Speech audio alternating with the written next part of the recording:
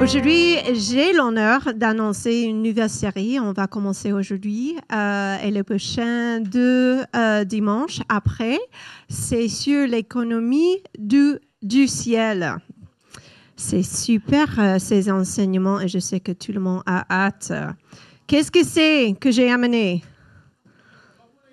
Porte-monnaie. Qu'est-ce que ça représente? Mon argent, tout à fait. Mais dans l'économie du ciel, qu'est-ce que ça représente selon la Bible? C'est lié avec quoi? Je vous donne un indice. Le cœur. Le cœur. La Bible dit, si vous trouvez le trésor, pas loin, il y aura les désirs du cœur, n'est-ce pas? Et ça, c'est vrai. On peut regarder sur notre compte bancaire comment j'ai dépensé ce mois-ci et vous allez trouver mes valeurs, n'est-ce pas? Beaucoup d'argent, peut-être des restaurants, peut-être les nouvelles chaussures, je ne sais pas. Mais aujourd'hui, on va parler d'une parabole de Jésus et ça, c'est trouvé en Luc 12. Donc, est-ce que Sarah, elle est toujours là? Sarah vient, elle va lire notre histoire ce matin. Du milieu de la foule, quelqu'un dit à Jésus, « Maître, dis à mon frère de partager notre héritage avec moi. » Jésus lui répondit, « Qui m'a établi pour être votre juge ou pour faire vos partages ?» Puis il leur dit, « Gardez-vous avec soin de toute soif de posséder, car la vie d'un homme ne dépend pas de ses biens, même s'il est dans l'abondance. » Il leur dit cette parabole, les terres d'un homme riche avaient beaucoup rapporté. Il raisonnait en lui-même, disant, « Que vais-je faire en effet? Je n'ai pas de place pour rentrer ma récolte. Voici ce que je vais faire, se dit-il. J'abattrai mes greniers, j'en construirai de plus grands.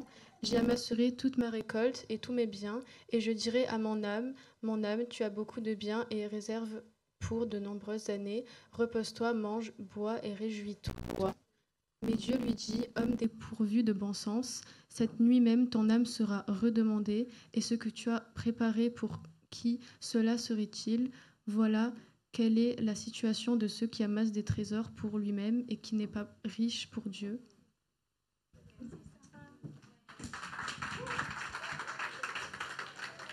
J'aime beaucoup nos ados. Ils sont vraiment super et en feu pour le Seigneur. Et ça se voit. Vous pouvez baisser un petit peu le micro. Merci. OK. Alors, qu'est-ce que cette histoire, comment ça nous concerne? Je ne sais pas pour vous, mais moi, je n'ai pas beaucoup de choses que j'ai des soucis à trouver les places pour stocker mes affaires. Et je ne connais pas beaucoup d'amis non plus avec des surplus de choses. Donc, pourquoi cette histoire nous concerne? L'ennemi, il est menteur. Pas mon tour, il est menteur. Et l'ennemi de Dieu est notre ennemi. Il est menteur. Et des fois, il nous trompe. Même les enfants de Dieu, ils nous trompent des fois. Et certainement, on voit cet homme qui il s'est trompé. Et c'est triste, cette histoire. Mais il y a quelques clés on va découvrir ce matin de cette histoire et ça va nous aider. Jésus n'était pas timide de parler de l'argent. Il parlait souvent de l'argent et ça se voit dans toutes ces histoires. Il y a autant de versets qui concernent l'argent et les motivations de nos cœurs parce que vraiment, ils s'en fichent de l'économie de la terre. Vraiment, ça marche pas au ciel, on ne prend pas avec nous, n'est-ce pas? On est tous d'accord? Il y avait un philosophe allemand, Arthur Schopenhauer, qui a dit « La richesse est comme l'eau de mer. Plus on en boit, plus on a soif. » Un professeur néerlandais, lui, il a dit « La vie sans argent semble incomplète, mais l'argent sans vie s'avère tout à fait inutile. » Réfléchissez un petit peu. Bon, on commence le texte aujourd'hui avec un monsieur au milieu de la foule. Est-ce que vous pouvez envisionner l'histoire? Il y avait des milliers de personnes qui étaient en train d'écouter les enseignements de Jésus.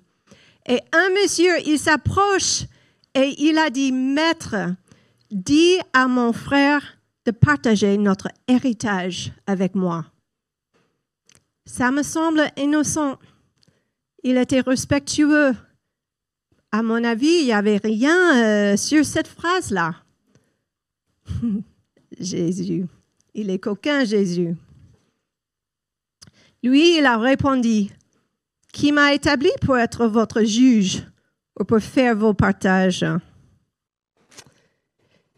Ici, nous voyons Jésus corriger une mentalité, provoquer un changement dans l'état d'esprit des gens. Il pose une question qui attire l'attention sur l'attitude du cœur de l'homme. Lorsque mes enfants étaient petits, je me souviens, ils s'approchaient de moi avec une dispute. Et moi, je disais souvent que je facturais des frais d'arbitrage. C'est drôle, mais je voulais aussi qu'ils règlent leurs propres griefs autant que possible, car c'est un excellent entraînement pour la vie. Je soulignais aussi souvent ce que la Bible dit au sujet des querelles dans Jacques, chapitre 4, verset 1. Est-ce que vous connaissez ce verset? À savoir que la source des querelles et des conflits est notre propre désir égoïste. Nous sommes si souvent occupés à pointer du doigt quelqu'un d'autre que nous sommes aveugles à notre propre égoïsme. Comment fait arbitre quand tous les deux étaient égoïstes? Je ne pouvais pas choisir qui était juste parce qu'il y avait une faute de chaque côté. Et normalement, avec les disputes, si on est honnête, on va aussi confesser que, OK, peut-être il y a quelque chose en moi qui veut avoir ce que je veux et je veux le maintenant. Mais moi, je comprends un peu parce que l'héritage, bon, j'ai appris que l'héritage, c'est notre droit. Même si c'est la loi, l'héritage passe aux enfants, n'est-ce pas? Donc, dans une certaine manière, il a raison. Pourquoi pas partager entre deux frères l'héritage? Mais Jésus, il tourne la situation pour quelque chose de plus profond dans le cœur, qu'il a mis sa confiance sur cet héritage au lieu de faire confiance à Dieu. Et c'est vraiment grave. Dans ma propre famille, je ne veux pas dire, mais je vais dire quand même parce qu'elle ne comprend pas français, mais ma mère et ma tante ne se parlent plus. Et c'est à cause du héritage de ma grand-mère. Donc, tous les deux, elles se trompent en pensant que l'héritage est plus important que les relations. Et bon, je trouve triste. J'espère qu'un jour, elles vont se réveiller, que ça ne vaut pas la peine. Laisse tomber les choses du monde. Les relations sont vraiment les trésors dans nos vies. Et même Jésus parlait. Le premier commandement, c'est quoi? Aimer Dieu avec tout le corps, le cœur, tout ce qu'on a, n'est-ce pas? Tout ce qu'on est. Et le deuxième est pareil. Aimer qui? Notre prochain. Exactement. C'est le cœur de Dieu qu'on aime, on s'aime les uns les autres. Et si on met en valeur des choses qui vont disparaître, plus que les valeurs de nos relations, on se trompe, n'est-ce pas?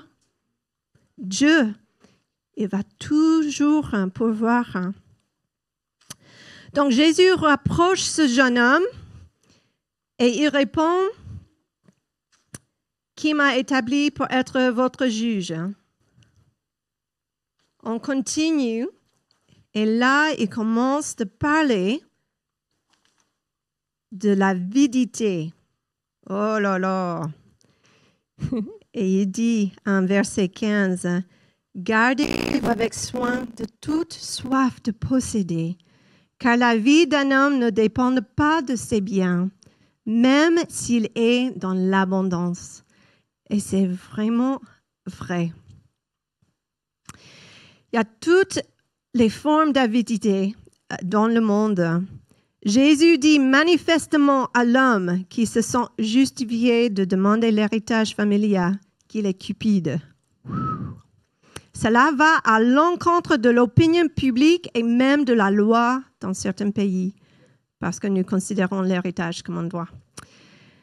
Moi, je vais parler de 4 types de cupidité. Je ne vais pas passer trop de temps, mais juste pour savoir, numéro 1, c'est l'argent. Hein? C'est peut-être la première chose à laquelle nous pensons lorsque nous évoquons le mot la cupidité. Mais il y a aussi ce qu'on voit dans cette histoire, les choses, les affaires. Et surtout, pendant les années, on accumule beaucoup de choses. Est-ce que vous avez entendu la phrase « Celui qui meurt avec le plus de jouets gagne » Ça, c'est la mentalité du monde. Mais le problème, c'est que celui qui meurt avec le plus de jouets meurt quand même.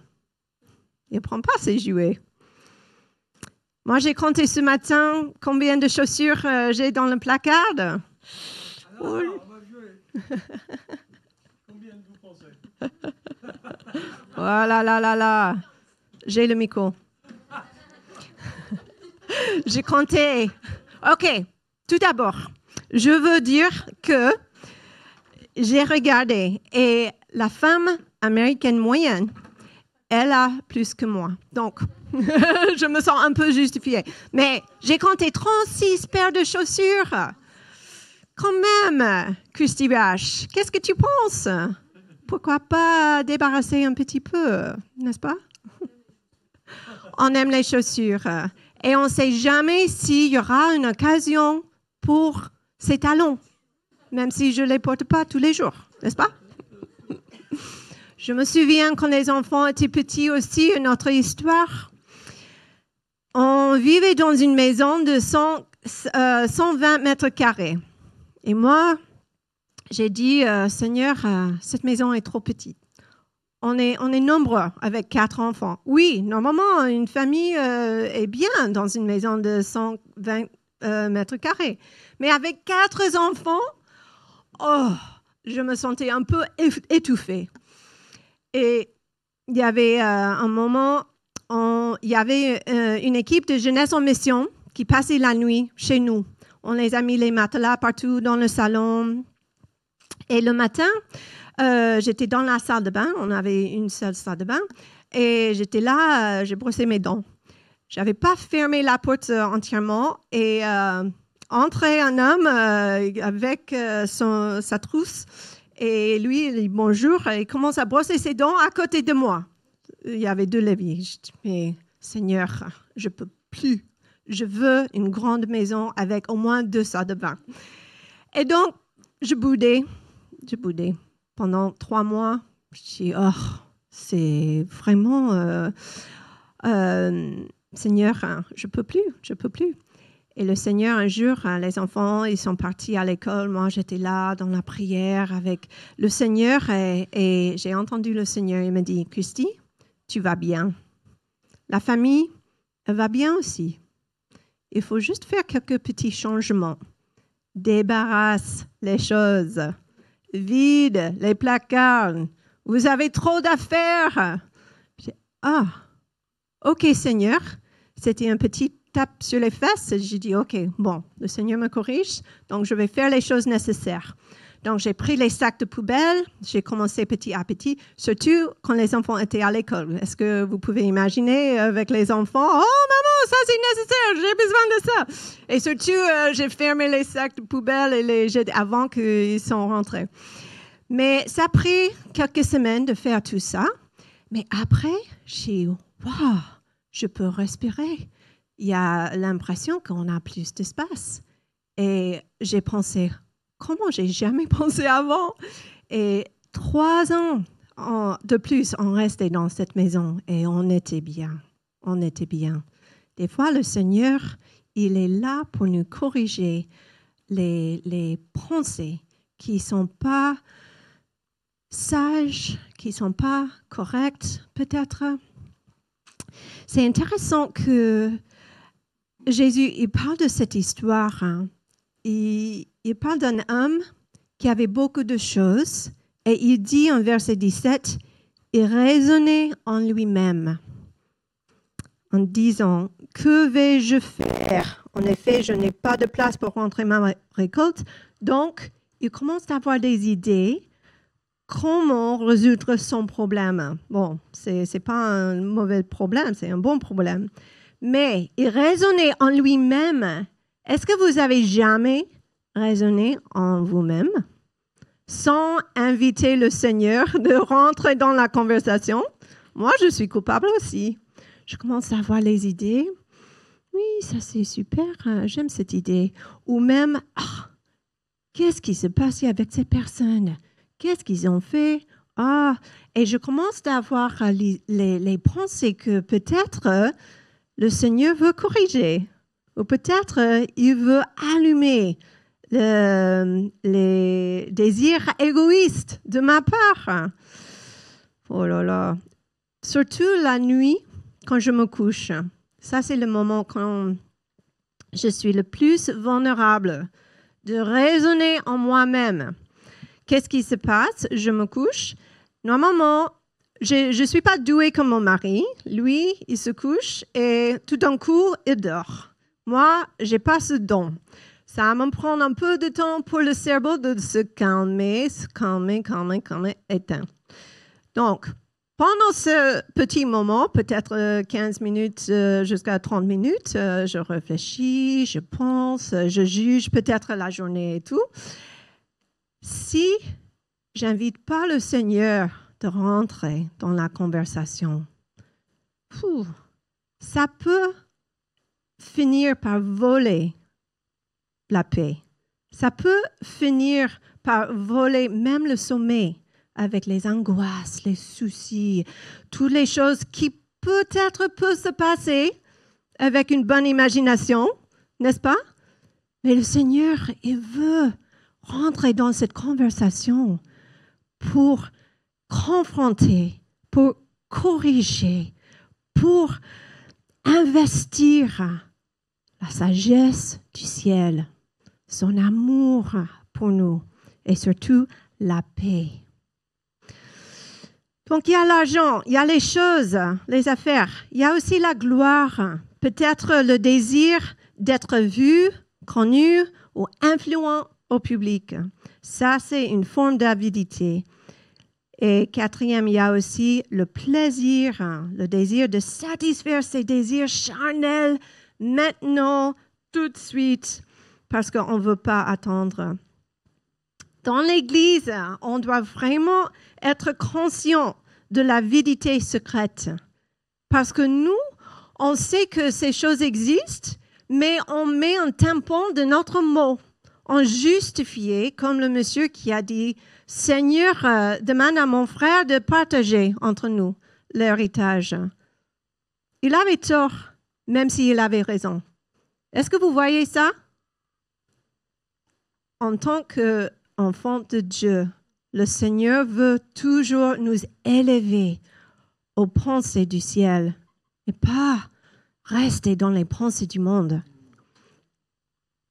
Ce que nous faisons avec les choses qui nous sont données sera jugé, ainsi que toute pensée et toute action qui n'est pas sous le sang de l'agneau.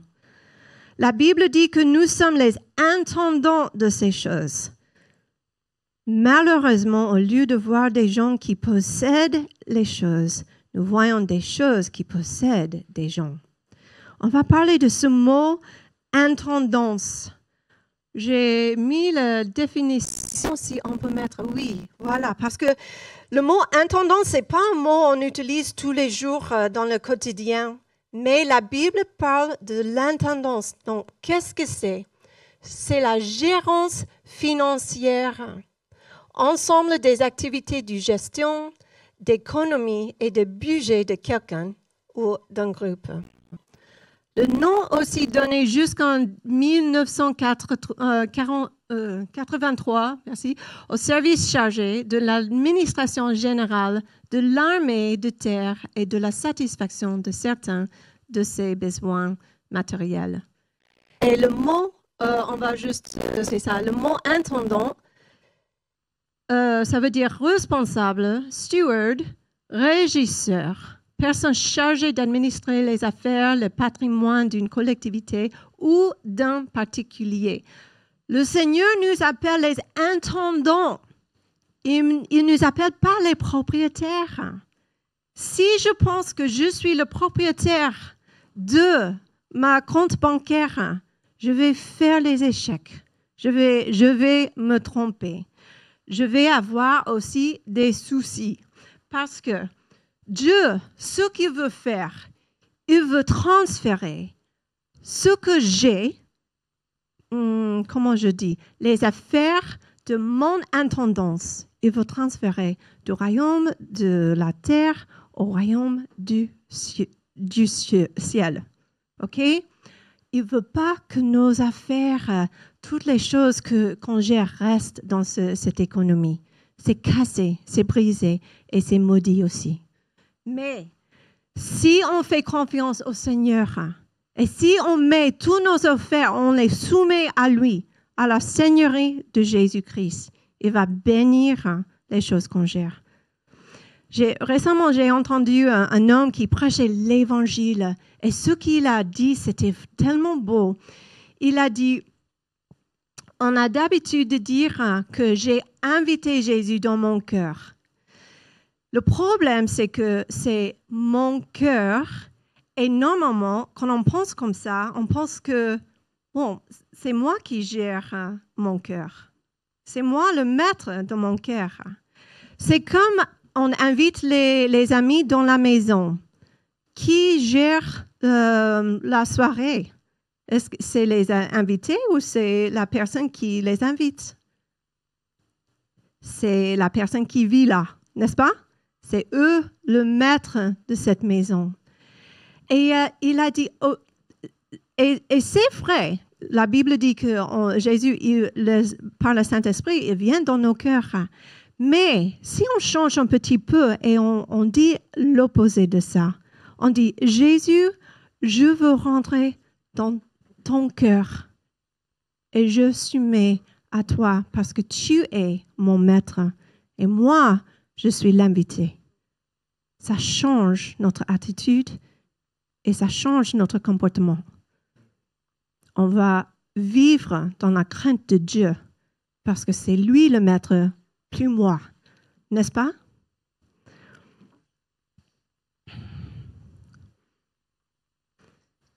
Oh, ça c'est bon, c'est super. Proverbe 14, 12. Il y a un chemin qui paraît droit à l'homme, mais qui finit par mener à la mort. C'est pas que Jésus en veut inviter dans nos conversations. C'est nos amis aussi, nos frères et sœurs à la foi qui ont une connaissance de la Bible et les Écritures. Sinon, qui va nous contredire? Qui va nous confronter? Qui va suggérer d'autres idées? On peut facilement se tromper si on n'est pas entouré par les bons amis. C'est vraiment le plan de Dieu qu'on ne vit pas isolé. Bon, il y avait une histoire. Qui connaît le Bitcoin? Est-ce que vous connaissez un petit peu le Bitcoin? Est-ce qu'il y a les gens qui sont investis dans le Bitcoin peut-être? Malheureusement, on a raté au début parce que maintenant, ça vaut beaucoup. Mais j'ai entendu cette histoire et j'ai pensé, waouh, c'est triste. C'était un jeune homme nommé Stephen Thomas, un Américain. Il est l'un des créateurs du Bitcoin. Lorsque le Bitcoin a été développé pour la première fois, on lui a demandé de créer une animation vidéo pour expliquer le fonctionnement du Bitcoin. En guise de paiement, il a reçu $7,000 de Bitcoin qui valaient à l'époque $1 chacun. Aujourd'hui, le Bitcoin vaut $45,000 et ce montant total dépasse l'équivalent de 300 millions d'euros. Le problème est que M. Thomas a perdu le mot de passe permettant de déverrouiller ses bitcoins. La clé USB qui contient le code d'accès à ces bitcoins a été fabriquée avec une limite de 10 tentatives pour le mot de passe. Il a déjà fait 8 tentatives. Tout cet argent lui appartient, mais il ne peut pas le toucher. Il est millionnaire, il est riche. Pourtant, il ne peut pas le toucher. Oh, quel problème. La Bible nous met en garde contre la cupidité, la soif de posséder, et en contraste frappant avec la soif de droiture et de justice. En Proverbe 13, verset 5, on lit « Ne vous laissez pas séduire par l'amour de l'argent ». Aussi, en 1 Timothée 6, versets 6 à 11, il dit, je vais lire, « La piété est pourtant une grande source de profit quand on se contente de ce qu'on a. En effet, nous n'avons rien apporté dans le monde et il est évident que nous ne pouvons rien en emporter. Si donc nous avons de la nourriture et des vêtements, cela nous suffira. Quant à ceux qui veulent s'enrichir, ils tombent dans la tentation, dans un piège et dans une foule de désirs stupides et nuisibles qui plongent les hommes dans la ruine et provoquent leur perte. L'amour de l'argent est en effet à la racine de tous les maux. En s'y livrant, certains se sont égarés loin de la foi et se sont infligés eux-mêmes bien des tourments.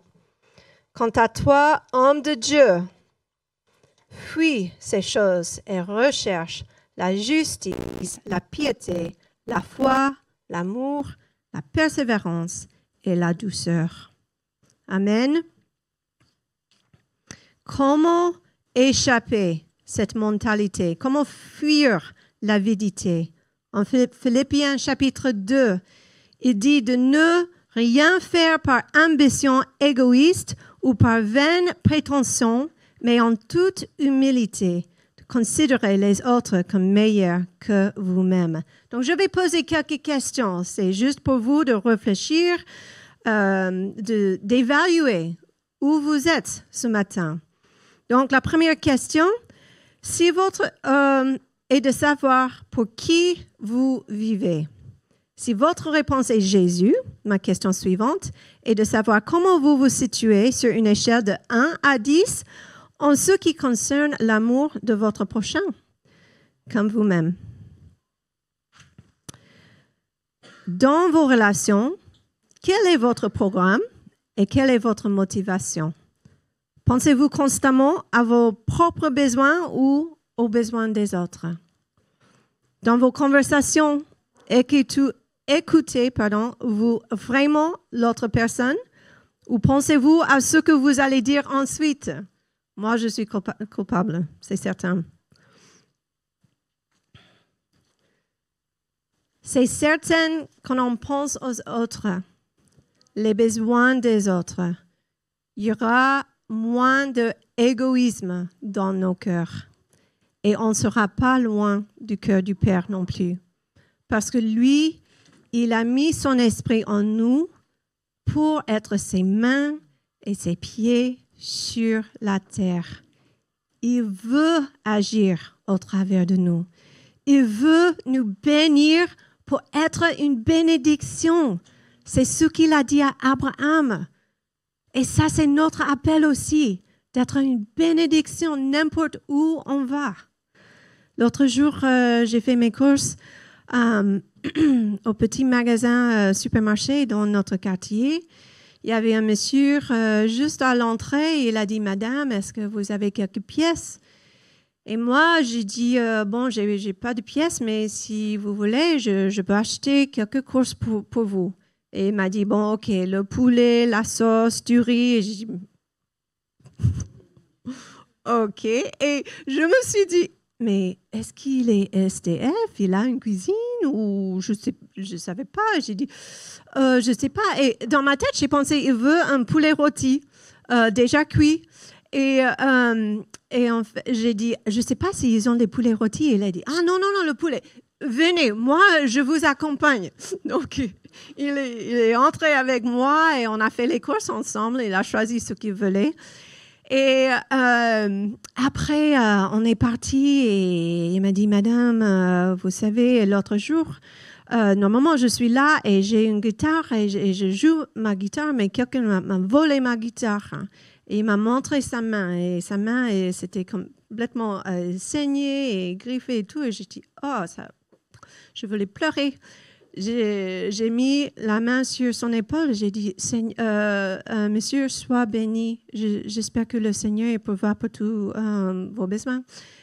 Et il a dit, ah, vous êtes chrétien, mais moi, je suis chrétien. Avec la guitare, je chante et je loue le Seigneur. Et il commençait à me bénir.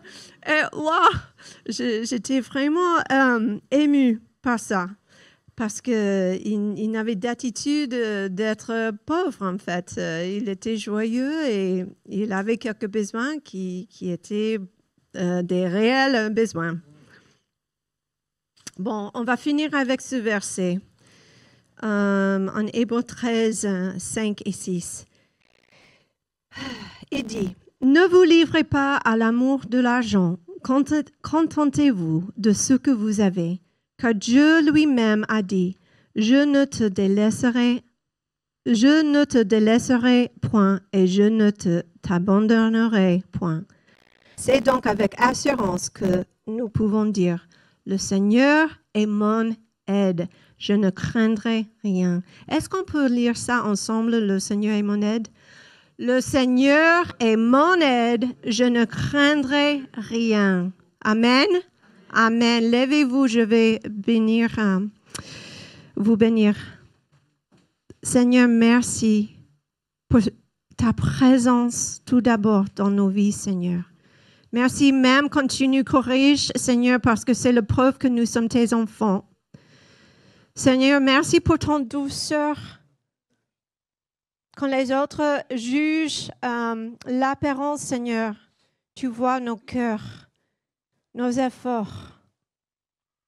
On veut ton amour, Seigneur. On veut t'obéir, Seigneur. Donne-nous le courage d'être un peuple en feu pour toi, Seigneur. On s'en fiche des choses de cette terre, Seigneur. On veut, Seigneur, le royaume du ciel.